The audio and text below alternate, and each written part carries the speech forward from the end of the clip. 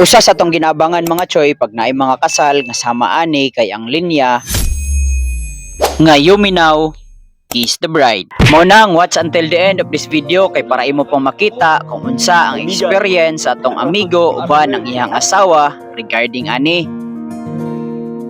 Tara mga choy, ano ni ang last nga adlaw nga pwede na to matawag at amigo og ulit nga tao.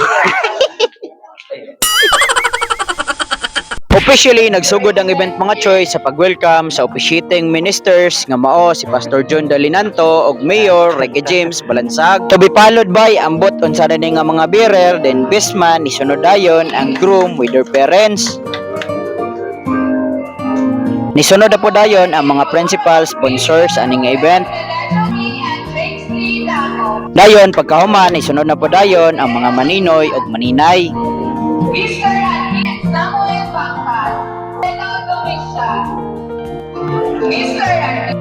Mr. and Mrs. Jocelyn Jose and Rector Misahan, Mrs. Maria Teresa, Mr. and Mrs. Jocelyn Walter Angamo, Dayon kani nga part groom and bride buddies. Bible bearer dayon ambot unsa na ning mga nisunod wala na ko kabalo unsay tawag ani basta mo na ni mga choy mo na ning event kasal na gid ni sa tong amigo.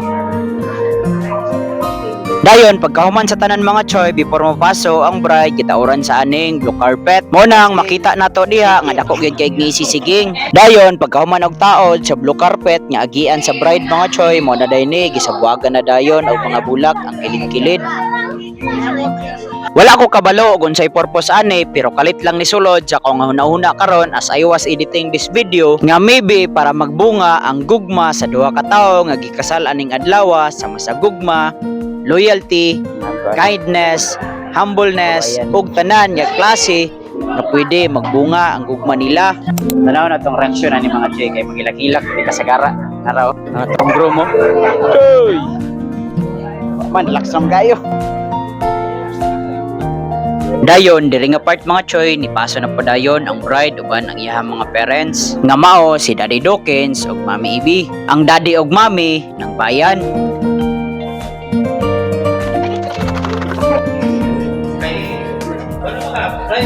Private din naman ka. Hindi ka minsan private.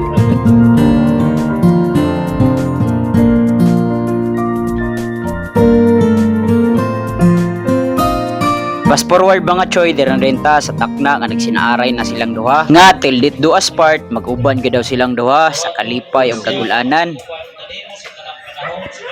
Sakit sa kahugaway kong mga pagsulay sa hangtod tayon bulag na ninyo.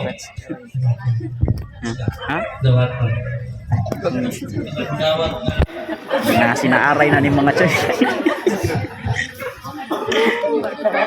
Sumali ako masasakit aron pamahimog ni mong bana. Dawat mo mo sa makikuban ka Ang kanta na mo sa una nga kung ako'y mag-aas. Bitaw mga choy samtang ga-edit ko ani nga video ni balik ang una-huna atong panahon nga sige pamigkanta aning kanta na kung ako'y mag-aasawa ang pipiliin ko'y o karon napili na gid niya babae nga gusto niya makauban sa sakit ug kalipay. Mao nang kumbate diha choy mosunod rami sa saktong panahon ug ako nang tagnaon daan samtang katanaw mo aning video makaingon mo naanam ka sa saktong edad masig dili ka kaingon sa babae nga imong nagustuhan ug siguro mo na ni ang saktong panahon para inyo pong madungog ang akong side regarding ani kay lahi man gid ning naanata sa saktong edad mosangko dayon sa una-una sa mga tawo labi na sa tuwa nga mangita na tag partner sa kinabuhi para magtukod og magbuo og kaugalingong pamilya. Pero ingon pa gani sa kadaghanan choosing a partner is one of the most crucial decisions sa kinabuhi kay lifetime na nimo ni makauban dili lang sa usa ka special nga event sa imong kinabuhi. Mao nang kung mopili gani ta kanang buo na ang ato ang loob wala rata na pugos sa mga tawo nga kapalibot sa atoa kanang kasing-kasing gyud nato nga pagbuot uban sa giya sa Ginoo kay ingon pa gani sa kanta paabot sa insaktong higayon ug maghulat ko sa gitakdang panahon dili lang magdali, kay ang Diyos ang mupili sa hinigugma nga para kanimo. Bali lagi. Ayaw. Ini ko je. Una, ako naman, gundungan. Iya, buwan to.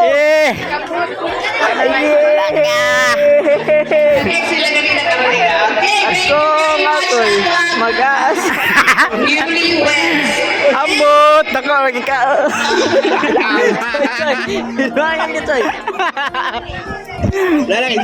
Og direra ko to bang istorya sa kasal sa tong amigo mga Choy. Once again, this is Lens TV, ang inyong estudyante sa kinabuhi, and God is my one and only teacher. Ang kapabilin og istorya nga bisag unsa man kalisod ang kinabuhi, abante rata, pirme. And to be honest mga Choy, wala na ta nakaabot sa kissing scene kay na full storage na ang ato ang cellphone.